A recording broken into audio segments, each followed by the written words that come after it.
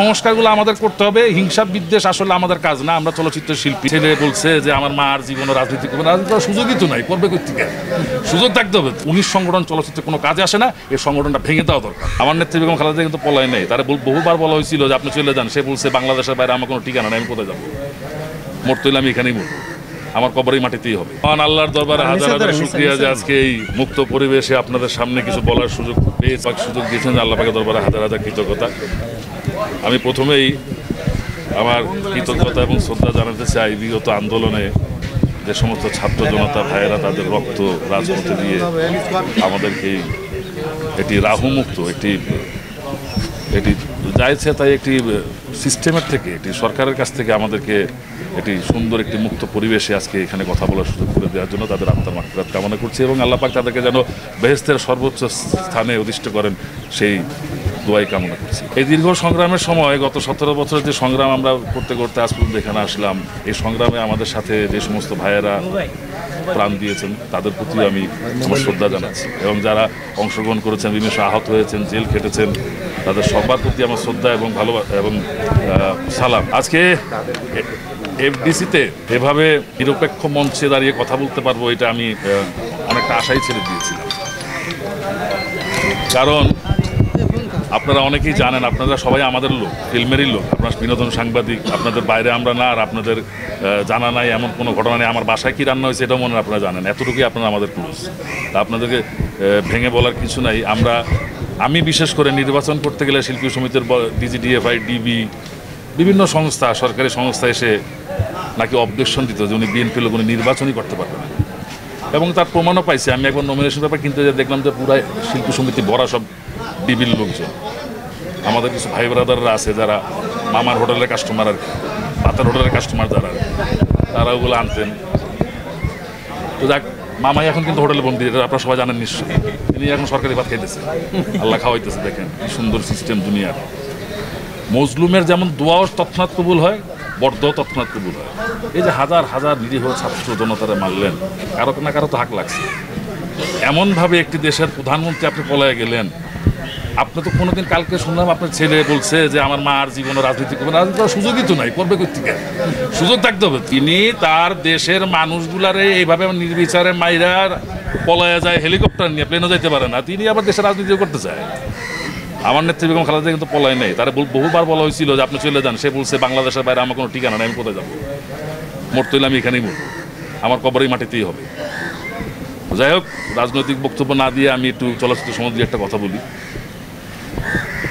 চলচ্চিত্রের সংস্কার করতে করতে বিগত দিনে, চলচ্চিত্রের উন্নয়ন করতে করতে বিগত দিনে, আমি যখন চলচ্চিত্র আসি তখন হাজারের উপরে সিনেমা হল ছিল 1995-96 সালের দিকে। এখন মাত্র 40টা-50টা, তার রানিং থাকে কিনা সন্দেহ আছে। এত উন্নতি হয়েছে চলচ্চিত্রের। চলচ্চিত্র বান্ধব সরকার আমাদের এই পর্যায়ে নিয়ে গেছে। আমি যখন চলচ্চিত্র আসি তখন বছরে 104টা ছবি রিলিজ হইতো মোরাললেস। এখন 4টা ছবি বছর রিলিজ করা খুব কঠিন হয়ে যায়। তারপর আবার ঠাপাঠাপি আছে। কিন্তু আপনি যখন দেশীয় প্রোডাক্ট রিলিজ দিতে যাবেন তখন ওই যে 19 সংগঠনে যে পয়সা খাওয়া, কমিশন খাওয়া নেতারা, তারা বিদেশি ছবি এনে ঢুকে দিবে যাতে আপনার বাংলাদেশের ছবিটাও না চলে। কি পরিমাণ অত্যাচার নিপীড়ন করা হয়েছে দেখেন চলচ্চিত্রের উপরে। চলচ্চিত্রের উন্নয়ন ঘটাতে যায়, মানে চলচ্চিত্র বান্ধব সরকার চলচ্চিত্রের উন্নয়ন ঘটাতে যায় আমাদেরকে এই পর্যায়ে আনছেন। তো কারো প্রতি কোনো হিংসা বিদ্বেষ নাই। আমার একটা দাবি আছে, সেটা হচ্ছে চলচ্চিত্রে 19 সংগঠন বিভিন্ন সময় বসে বিভিন্ন ডিসিশন নেয়, এটা গণতান্ত্রিক না। বলেন কেন গণতান্ত্রিক না? 19 সংগঠনের 19 জন প্রেসিডেন্ট সেক্রেটারি চলে যাবেন সেখানে, যে তারা ডিসিশন নেবেন, কিন্তু তারা তাদের বোর্ডে কিন্তু তাদের কমিটিতে কিন্তু এই ডিসিশনটা নেয় না, পাশ করানো না। কিন্তু তার মানে সম্পূর্ণ এটা অবৈধ। আমি আমার সংগঠনে 21 জন সদস্য, চলচ্চিত্র শিল্পী সমিতি 21 জনের বডি, প্রেসিডেন্ট সেক্রেটারি ডিসিশন নেবে, সেটা ফাইনাল না। তো আমার সাথে আগে মিটিং করতে হবে যে আমি কি আপনার মতের সাথে একমত কিনা।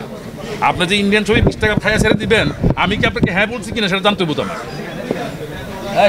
তা এই সংস্কারগুলো আমাদের করতে হবে। হিংসা বিদ্বেষ আসলে আমাদের কাজ না। আমরা চলচ্চিত্রের শিল্পী, আমরা চলচ্চিত্রের নির্মাতা। এখানে মেধাবীদের কাজ হলো এখানে কোনো দলীয় নেতা কিন্তু আইসা সুপারস্টার অভিনেতা হইতে পারবে না, কোনো দলীয় নেতা আইসা সুপারস্টার ডাইরেক্টর হইতে পারবে না।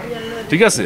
তার মানে মেধা লাগবে, মেধাবীদের জায়গা চলচ্চিত্র। এখানে মেধার চর্চাই হবে এবং সেই পরিবেশ নিশ্চিত করার জন্য আমার দল, আমি যে দল করি বাংলাদেশ জাতীয়তাবাদী দল, সেই দলের নেতৃস্থানীয় লোকদেরও সেরকম নির্দেশ। এবং সবচেয়ে বড় কথা হচ্ছে, আমি আপনাদের মাধ্যমে আমি সারা দেশের আমার চলচ্চিত্র দর্শক এবং ভক্ত ভাইয়েরা যারা আন্দোলনে আছেন এবং ছিলেন, সবাইকে একটা আহ্বান করবো, ভাই, যে কারণে আমরা এই রাহুমুক্ত হলাম দেশটা সংস্কারের জন্য, সেই দেশটাকে গড়ার জন্য আমরা রেডি হই। আমরা বিশৃঙ্খলা না করি, শান্তভাবে সুন্দরভাবে এই দেশটা গড়ার চেষ্টা করি। আর বেশি কি বলবো, জানেনই তো অনেকের অনেক ক্ষোভ আছে, সবাই হয়তো একভাবে ক্ষোভ প্রকাশ করতে পারেন। তো আপনাদের কাছে আবারও আমি আল্লাহর কাছে কৃতজ্ঞতা জানিয়ে এই কথাটি বলতে চাই যে বেঁচে আছি, ভালো আছি, জেলখানায় নাই, এখানে আছি, আপনাদের সামনে কথা বলার সুযোগ হয়েছে। দোয়া করবেন, আর বেশি কিছু বলার নাই। আপনারা সবাই আমাদের পাশে সবসময় ছিলেন, সবসময় থাকবেন।